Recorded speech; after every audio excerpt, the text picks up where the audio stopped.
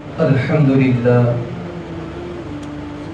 لله وكفى وسلام على عباده الذين اصطفى أما بعد فأعوذ بالله من الشيطان الرجيم بسم الله الرحمن الرحيم وأنتم الأعلون إن كنتم مؤمنين صدق الله العلي العظيم. معزز محترم اساتذہ کرام اور طلبہ اعزام، آج کا یہ دن بڑی خوشی کا دن ہے، قابل مبارک دن ہے۔ اللہ تعالیٰ یہ خوشیاں، یہ مبارکبادیاں ہمارے اس وطن کے لیے دائمی بنائیں۔ حضرات اکرام، آج کے اس دن میں ہم اپنے اسلاف کو، اکابر کی داستانوں کو، بزرگوں کے کارناموں کو یاد کرتے ہیں، اور یاد کرنی بھی چاہیے اور یاد رکھنا بھی چاہیے، کیونکہ آج موجودہ زمانے میں ہمارے اکابر کی، اسلاف کی وہ بارونق اور بابرکت زندگیاں اور کارناموں سے بھری ہوئی زندگیاں، انہیں آج داغدار کیا جا رہا ہے، آج انہیں مٹھانے کی کوشش کی جا رہی ہے۔ یہی نہیں، ان کے اچھائیوں کو برائیوں میں بدل کر پیش کیا جا رہا ہے۔ جو وقت کے انصاف پرور تھے انہیں ظالموں کا نام دیا جا رہا ہے، اور جو وقت کے خیر خواہ تھے انہیں بروں کے اندر شمار کیا جا رہا ہے۔ تو اس وقت کی اہم ضرورت یہ ہے کہ ہم اپنے اکابر کا تذکرہ کریں اور اپنے اکابر کے کارناموں کو سامنے لائیں۔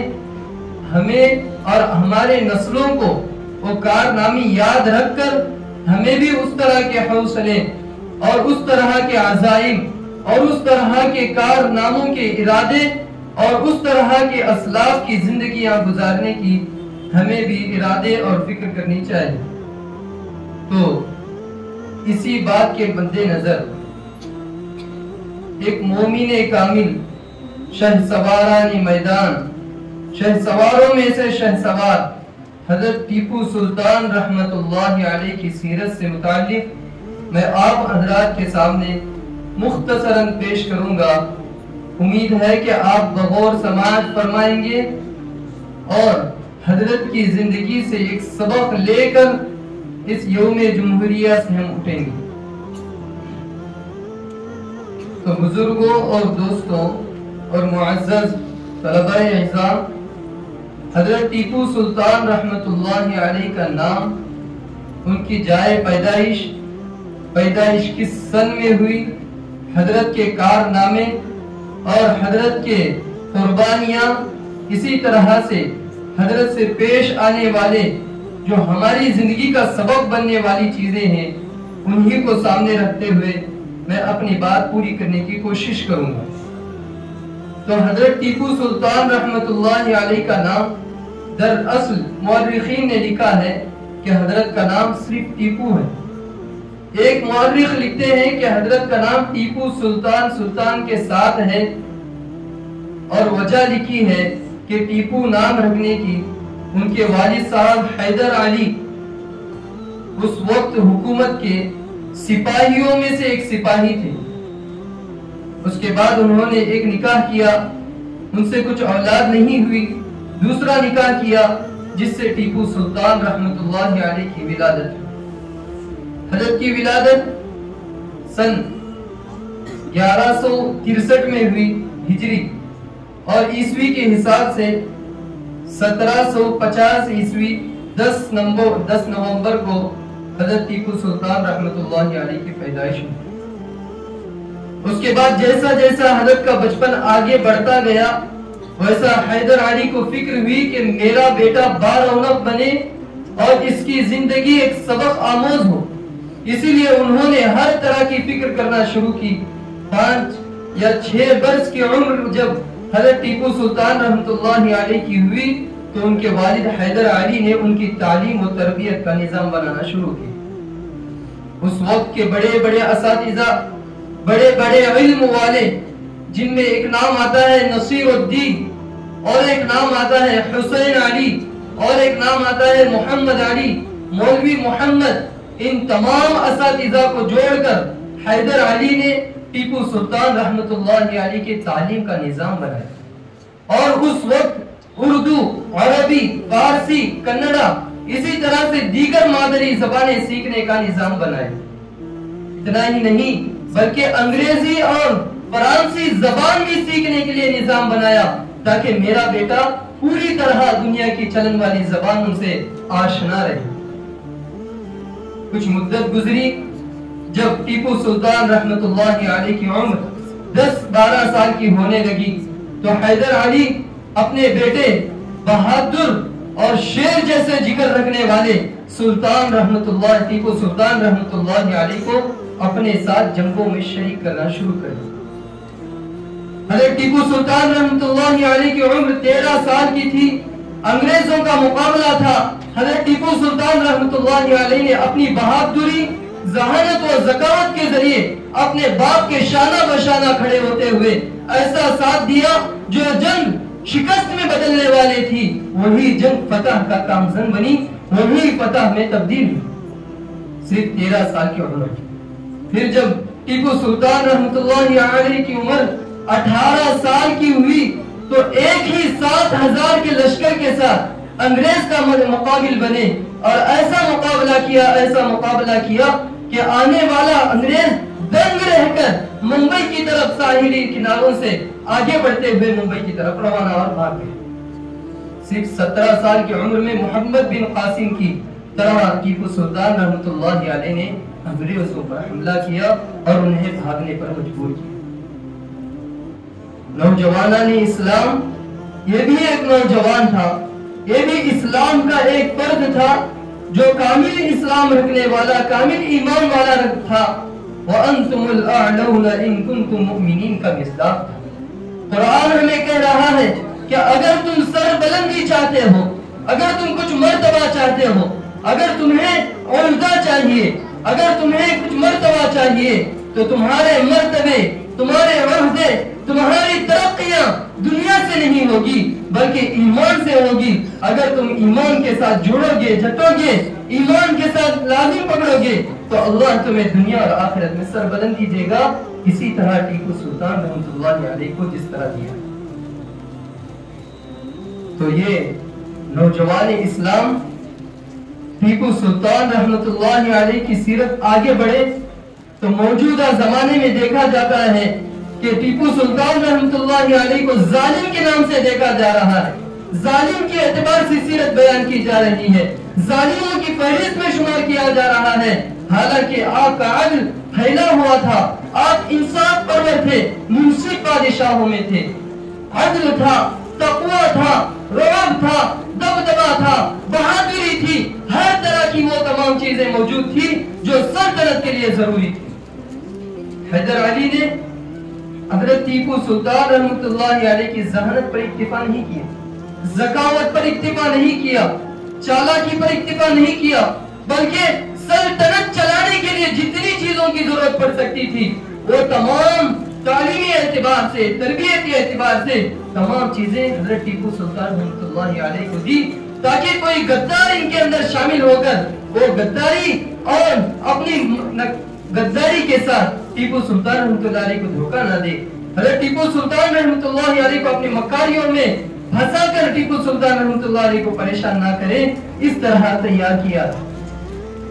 لیکن ان کی رحم دلی، ان کی کرم، ان کی شفقت اتنی غالب آ گئی کہ انہیں کے غداروں کو حضرت پہچان نہ سکے۔ ان کے غدار آستین کے سانپ بن کر حضرت کو ڈھس کر میر صادق نے حضرت کی سلطنت کو پلٹ دیا، حضرت کی فتح مندی کو شکست میں بدل دیا۔ یہ غدار، یہ چور حضرت کی سلطنت میں داخل ہو کر حضرت کی عروج کو زوال میں بدل دیا۔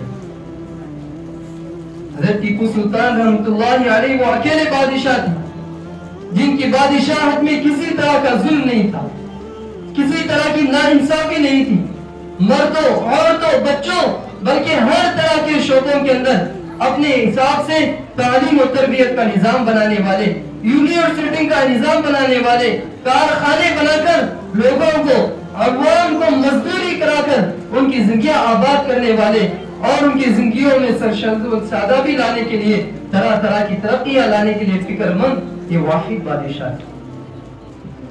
ہندوؤں کے لیے، عیسائیوں کے لیے یا کسی اور مذہب کے لیے اونچ نیچ نہیں تھی، کسی کو بڑھاوا یا گھٹاوا نہیں تھا، بلکہ سب کو ایک طرح کے لیے انصاف تھا۔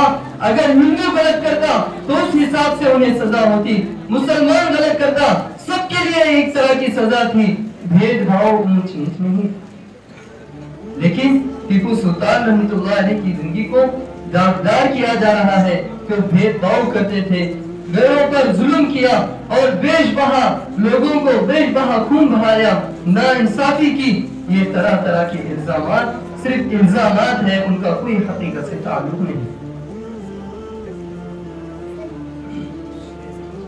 ٹیپو سلطان رحمۃ اللہ علیہ کی بہادری، ٹیپو سلطان رحمۃ اللہ عدل اور انصاف انہی کو پتا چل سکتا ہے جو سیرت کی کتابیں پڑھے یا سیرت سنے یا سیرت کے اوپر نظر ڈالے۔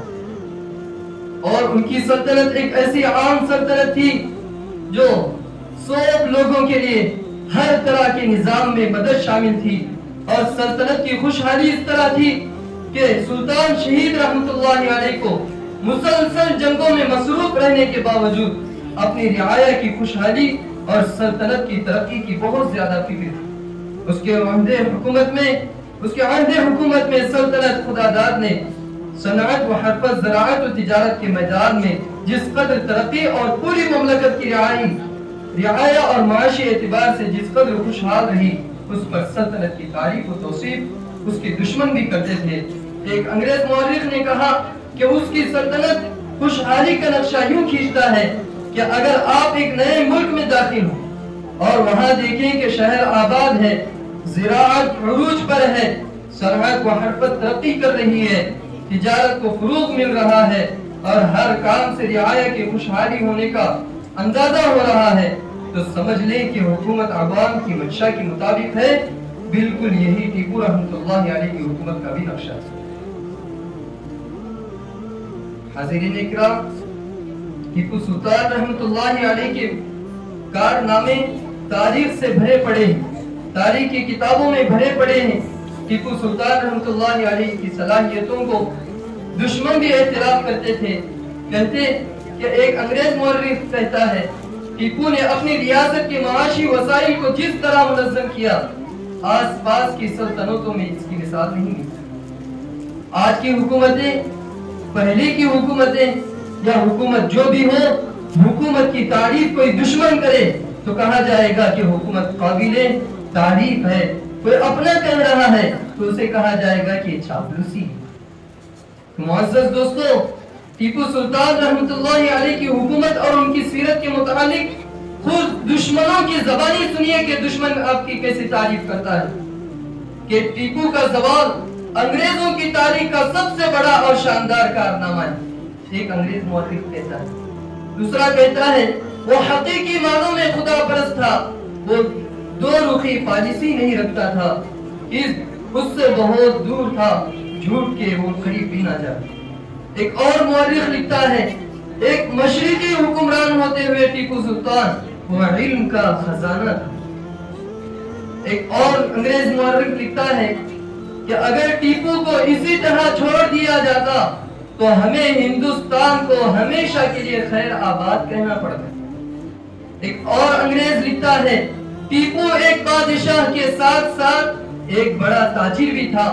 اس کی شہادت کے بعد جب میں نے اس کا مقام حادثے پر دیکھا تو اس کے چہرے سے وقار ٹپک رہا تھا جو اس کو عام لوگوں سے ممتاز کر رہا تھا۔